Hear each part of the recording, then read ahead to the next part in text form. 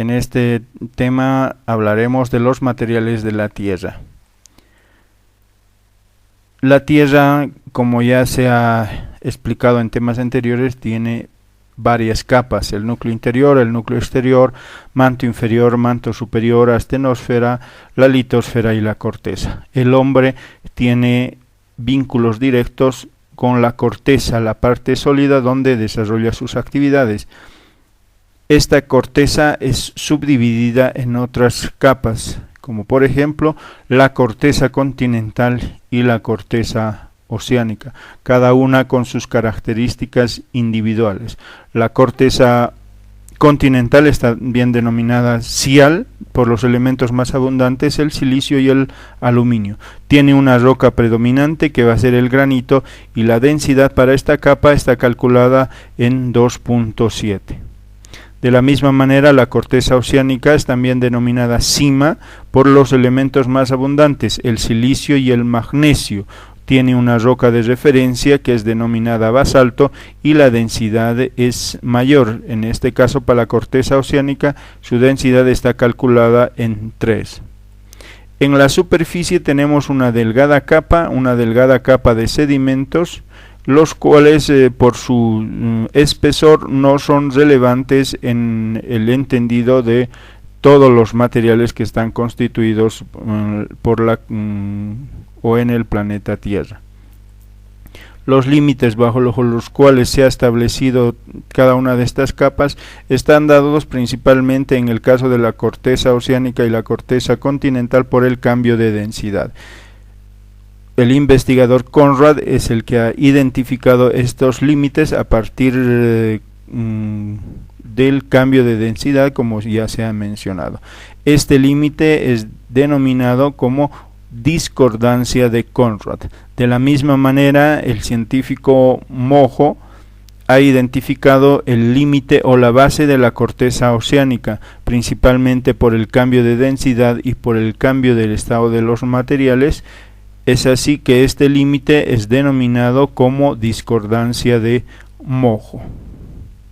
Para poder conocer los materiales de la Tierra, entonces tenemos que partir de lo más básico, que van a ser los elementos. ¿Y qué son los elementos? Se denomina elemento químico a toda sustancia que no puede descomponerse en otra más simple por medios químicos convencionales. Hasta ahora se han descubierto 109 elementos químicos, no obstante se han reportado el descubrimiento de otros elementos también. Como ejemplo podemos mencionar al cobre, al oro, al azufre y todos los elementos presentes en la tabla periódica de los elementos. Los elementos más abundantes en la corteza o en la Tierra son los siguientes. En el orden de abundancia está el oxígeno, silicio, aluminio, fierro, calcio, sodio, potasio, magnesio, carbono, hidrógeno, cloro y azufre. El porcentaje calculado para los elementos más abundantes es que tenemos un 47% de oxígeno en todo el planeta, silicio tenemos un 28%, aluminio un 7.9%, entre los tres elementos más abundantes, oxígeno, silicio, aluminio. Posteriormente está el hierro con 4.5%, el calcio con 3.5%, el sodio y el potasio con 2.5% y el magnesio con 2.2%. Posteriormente estarán los otros elementos con un porcentaje muchísimo menor.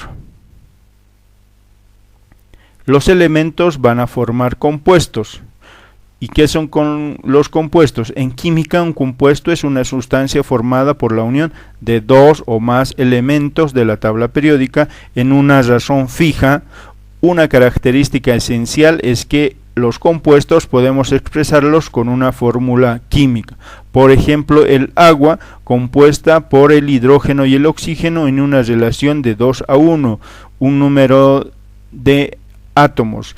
En general, esta razón fija es debida a las propiedades intrínsecas de asociación que tienen cada uno de estos elementos o la capacidad de poder formar los compuestos.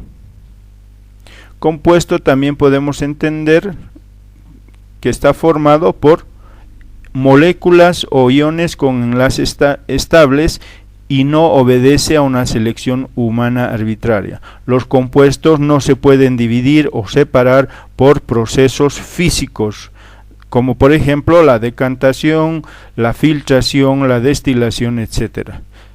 Los compuestos solamente pueden ser separados por procesos químicos. En la diapositiva tenemos a la hematita, que va a ser un compuesto formado por oxígeno y hierro. Tenemos o entendemos lo que son los elementos y entendemos lo que son los compuestos. Estos van a formar los minerales. ¿Y qué va a ser un mineral? Un mineral es una sustancia natural formada de forma natural, ¿sí? Es homogénea, es de origen inorgánico, de composición definida dentro de ciertos límites, posee unas propiedades características y generalmente tiene estructura de cristal, forma de cristales. Los minerales pueden presentarse tanto como elementos, como por ejemplo el oro y el cobre, y como compuestos, como es el óxido de estaño o el óxido de silicio. Estos compuestos y estos elementos están dentro del grupo de los minerales. Para poder entender mejor a la variedad de minerales que se encuentran en la naturaleza, ¿sí?, podemos indicar algunas de sus características. 1. Se encuentran en la naturaleza, es decir, no están fabricados. Los minerales los vamos a encontrar de forma natural en todos los espacios que podamos identificar o caminar en la tierra o en la corteza de la tierra. Tiene una estructura geométrica fija, por tanto es sólido. Tiene una estructura tipo cristalina, ¿sí? Por tanto, estos materiales, los minerales, son de carácter sólido.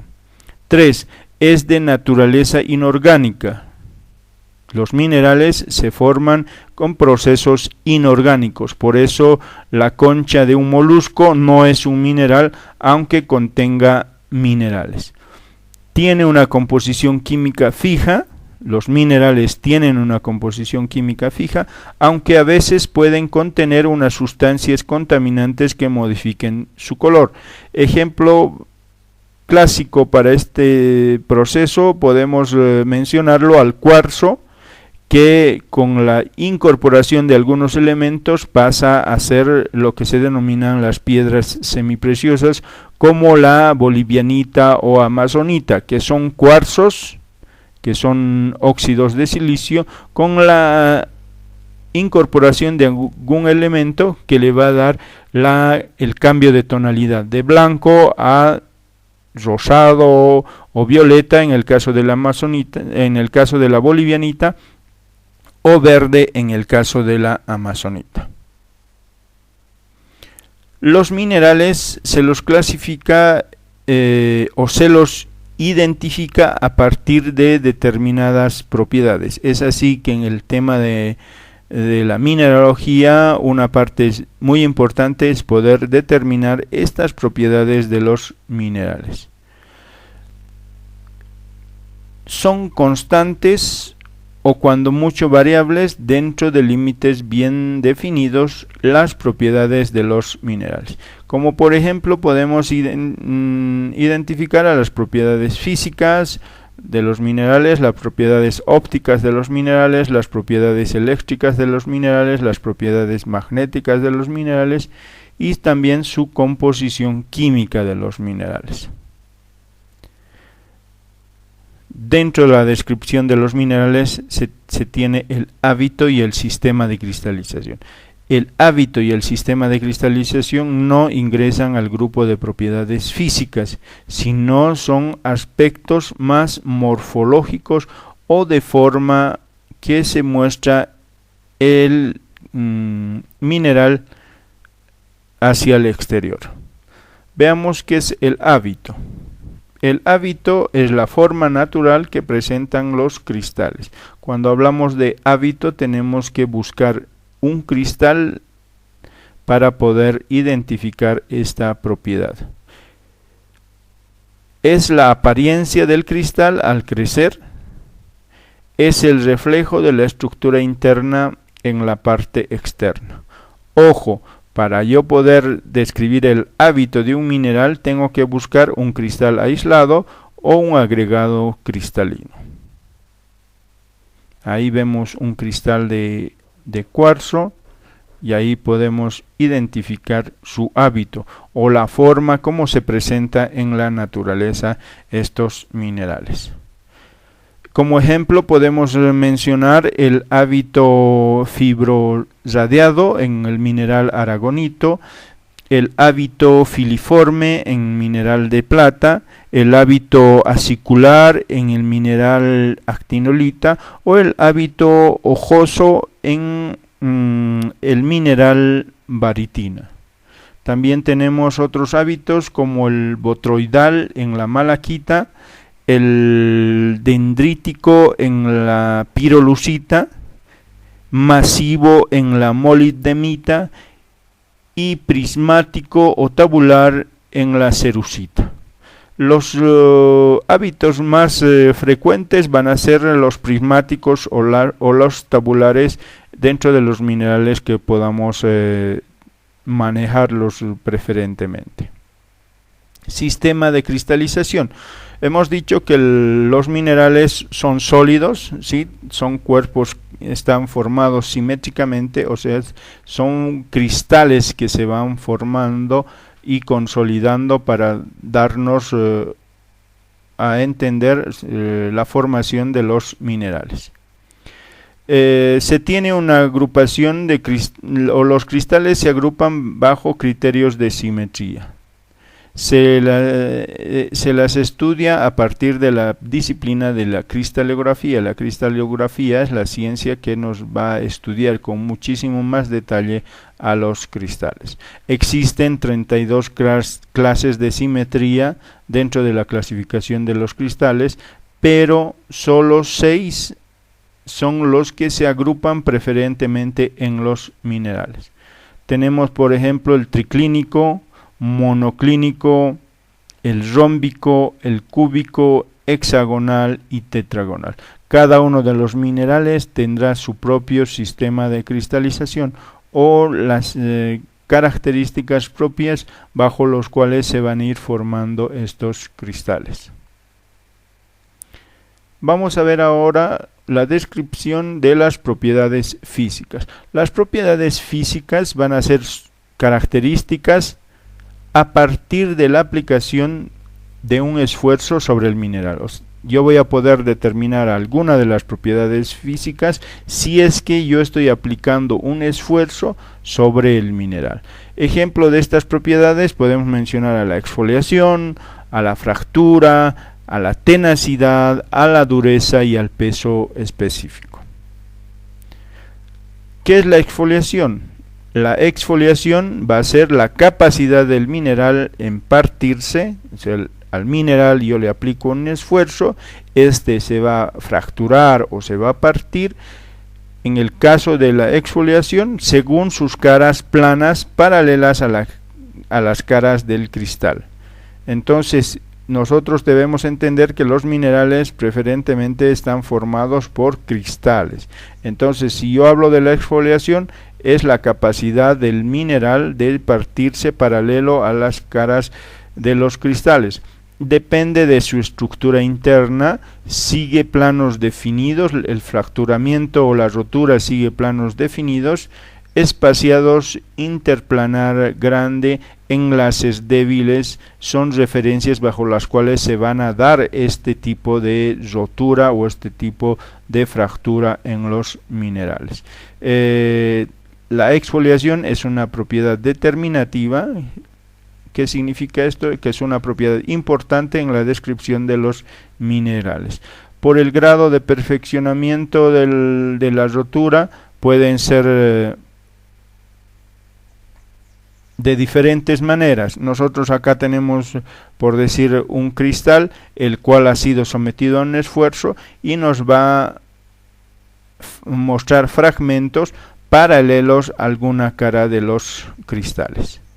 Por el grado de perfeccionamiento de la exfoliación podemos tener muy perfectos, como en la diapositiva anterior, perfectos cuando hay cierto grado de simetría preferencial, bueno cuando tenemos caras paralelas, mediano cuando ya presenta alguna deformación, o imperfectos cuando básicamente las fracturas de estos minerales no muestran caras paralelas al su sistema de cristalización. Fractura. La fractura es la capacidad del mineral de romperse sin producir una cara plana. Nos demuestra una igual resistencia de enlace, no hay planos de debilidad. La fractura puede describirse como concoidea, astillosa, irregular o desigual. Ojo, no debemos confundir con el hábito o forma. Hay que ver caras internas expuestas por rotura, no externas. O sea, al momento de que yo tenga que definir la fractura, tengo que ocasionar la rotura o la fractura y ahí definir si mi fractura es concoidea, astillosa, irregular o desigual. No describir a partir de las formas o del aspecto externo que me muestra el mineral. Acá podemos ver un cristal de un mineral X, el cual es sometido a un esfuerzo y se va a fracturar. No nos va a formar caras paralelas, nos va a formar caras irregulares en los planos de fractura. Tipos de fractura, como ya habías mencionado, pueden ser concoidea, astillosa o irregular. Tenacidad. ¿Qué es la tenacidad? La tenacidad es la resistencia de un mineral ante la ruptura, la molienda o el doblamiento. Resistencia de un mineral, repetimos, ante la ruptura, la molienda o el doblamiento. Representa una medida de cohesión, representa una medida de cuán cohesionados están los diferentes elementos de ese mineral.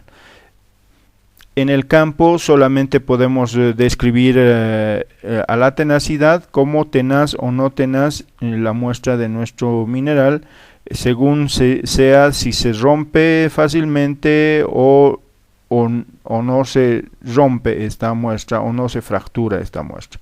Ejemplo de tenacidad, podemos ver minerales frágiles. ¿Qué pasa con los minerales frágiles? Se rompen o pulverizan fácilmente con golpe de martillo. Cristal de cuarzo o azufre, con el golpe de martillo fácilmente se van a formar muchos fragmentos, o sea, son estos minerales muy frágiles. Otro tipo de tenacidad maleable, en este caso se doblan los minerales pero no se rompen, pueden ser batidos y extendidos en forma de láminas. Un ejemplo tipo para este tipo de minerales maleables es el oro nativo. Sectil, tenacidad, sectil. Puede ser separado en hojas, láminas delgadas con navaja o cuchillo. Tenemos el mineral, presionamos realizamos una acción de esfuerzo sobre estos minerales y estos minerales se van a disgregar en forma de hojas o láminas delgadas.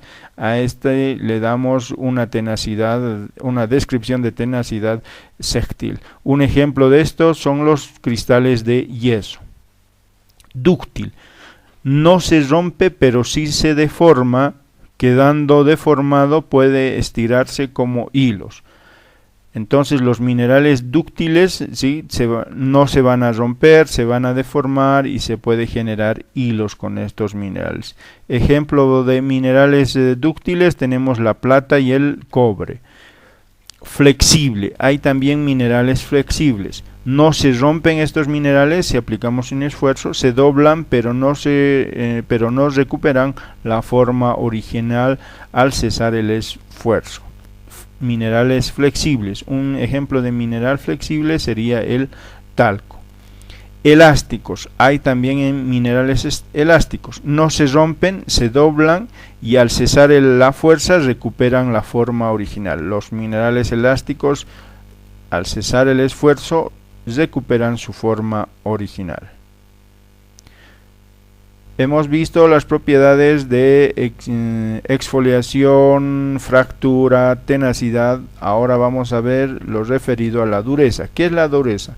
La dureza es la resistencia a la abrasión o rayado que tiene un mineral. Esta propiedad depende de la estructura interna y de su hábito, de la forma como presentan en superficie. Es una propiedad determinativa. Es una propiedad muy importante para poder describir a los minerales. Se tienen diferentes escalas para determinar la dureza. La escala más usada es la escala de Mohs y que nos muestra una dureza en un rango de 1 al 10. El rayado en más de una dirección y es más de una cara. Cuando yo hago una prueba de dureza, tengo que repetir esta prueba no solo en un lado del mineral, sino en 2 o 3 lados y en varias direcciones. Veamos ahora lo que es la escala de Mohs. La escala de Mohs, como se había dicho, es de 1 a 10.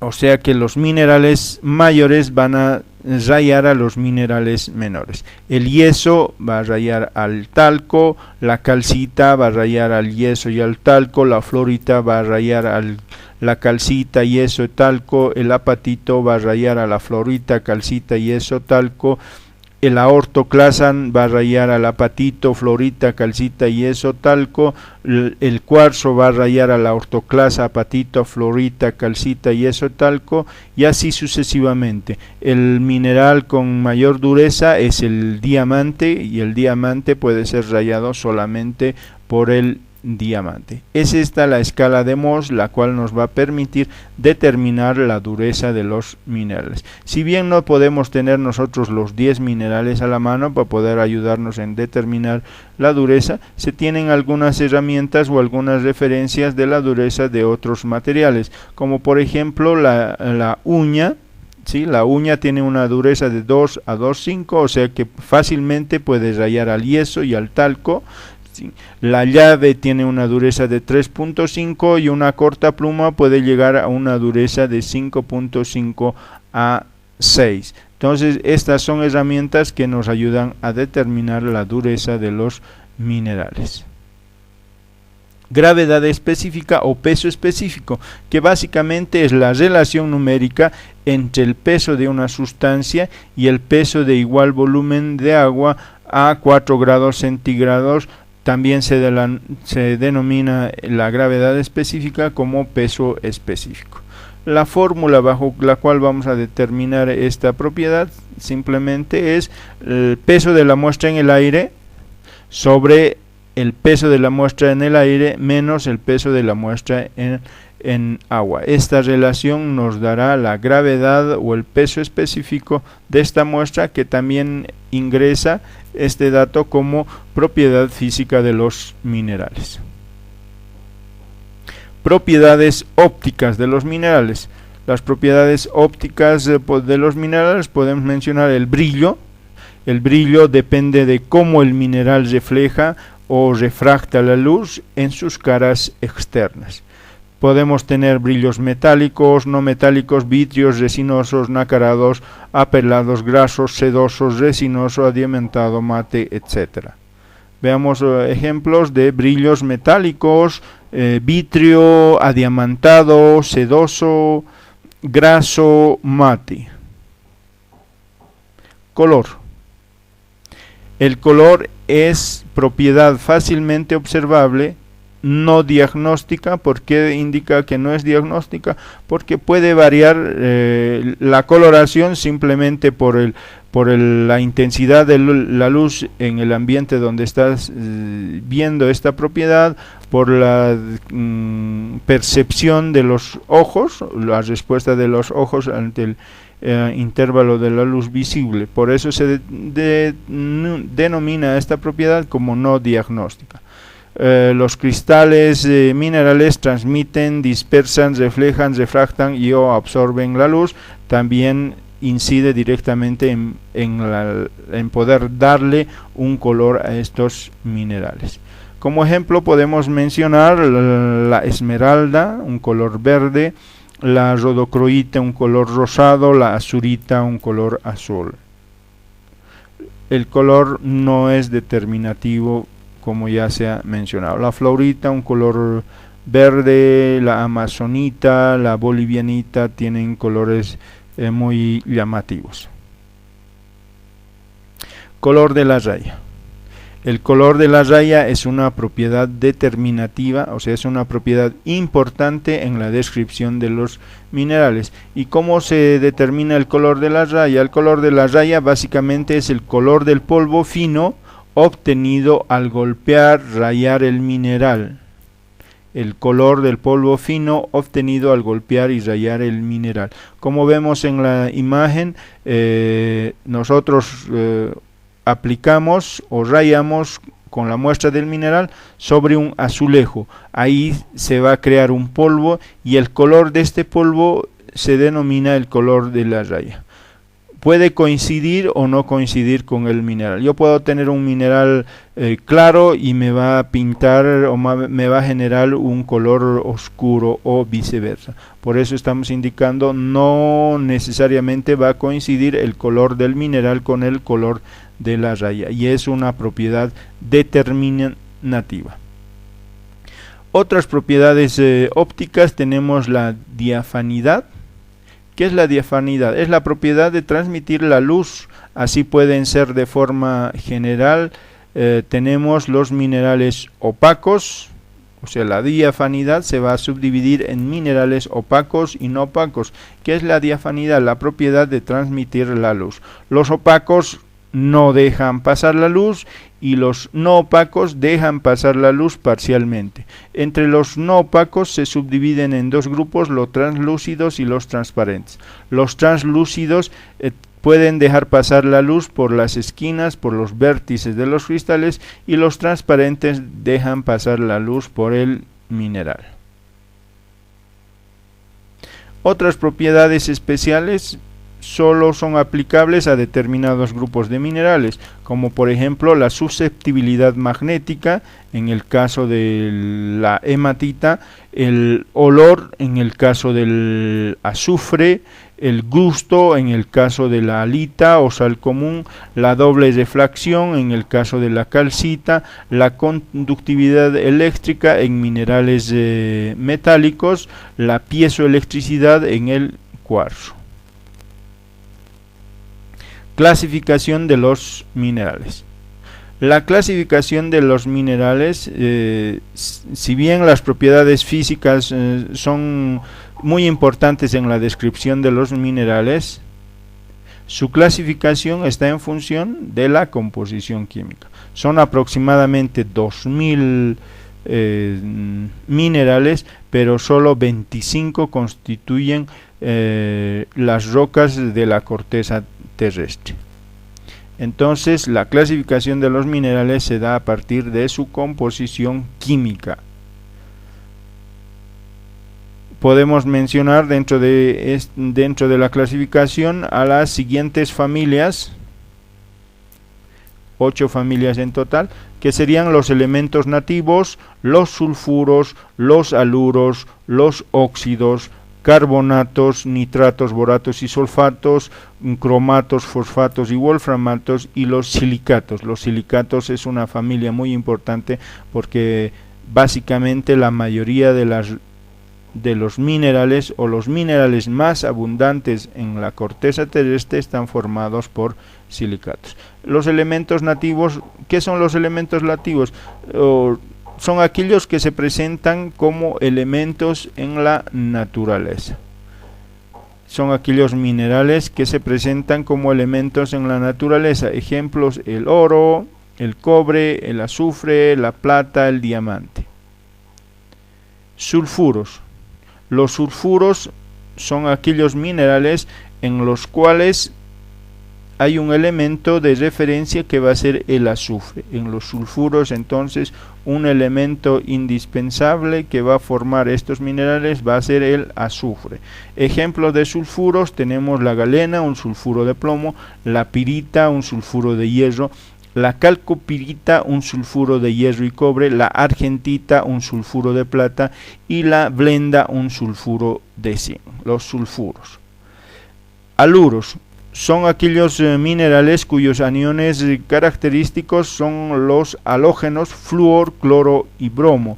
Ejemplo de los haluros: vamos a tener a la halita, la sal común, que es un cloruro de sodio; la silvina, que es un cloruro de potasio; la fluorita, que es un fluoruro de calcio. Los óxidos. En el caso de los óxidos, el elemento predominante o el elemento bajo el cual se van a formar estos compuestos va a ser el oxígeno. Ejemplo de óxidos: tenemos a la cuprita, que va a ser un óxido de cobre; al corindón, un óxido de aluminio; y a la hematita, un óxido de hierro. Los carbonatos. En este caso ya no son elementos los que determinan a las familias, sino van a ser compuestos. En el caso de los carbonatos tenemos, por ejemplo, la calcita, que es un carbonato de calcio; la malaquita, que es un carbonato de cobre, como ejemplos de carbonatos. Los nitratos, boratos, sulfatos son familias más amplias, en los cuales van a tener como referencia los compuestos ya mencionados: los nitratos, los boratos y los sulfatos. Ejemplo de estos minerales tenemos el salitre potásico, que va a ser un nitrato de potasio; el bórax, que es un borato de sodio deshidratado; el yeso, el sulfato de calcio bihidratado; y la baritina, un sulfato de bario. Cromatos, fosfatos y wolframatos. Tenemos como ejemplo la crocoíta, que va a ser un cromato de plomo; el apatito, que va a ser un fosfato flúor, cloro, hidróxido de calcio; la wolframita, que va a ser un wolframato de manganeso y hierro. Y finalmente tenemos a los silicatos. Como ya hemos mencionado, los silicatos son los minerales más abundantes en la corteza terrestre. Cualquier roca que nosotros tengamos en la mano, los minerales más abundantes van a ser los silicatos. Como ejemplo de los silicatos tenemos el zircón, un silicato de estroncio; el talco, un silicato de magnesio hidratado; la mica, un silicato, silicato de aluminio y potasio hidratado; y el cuarzo, que va a ser un dióxido de silicio. Clasificación de los silicatos. Por ser una familia muy importante, los silicatos se los ha estudiado con mayor claridad. Es así que la clasificación de estos silicatos está en función de la distribución espacial de los tetraedros que los forman. Tenemos 4 grupos o 6 grupos de silicatos: los nesosilicatos, sorosilicatos, ciclosilicatos, inosilicatos, filosilicatos y textosilicatos.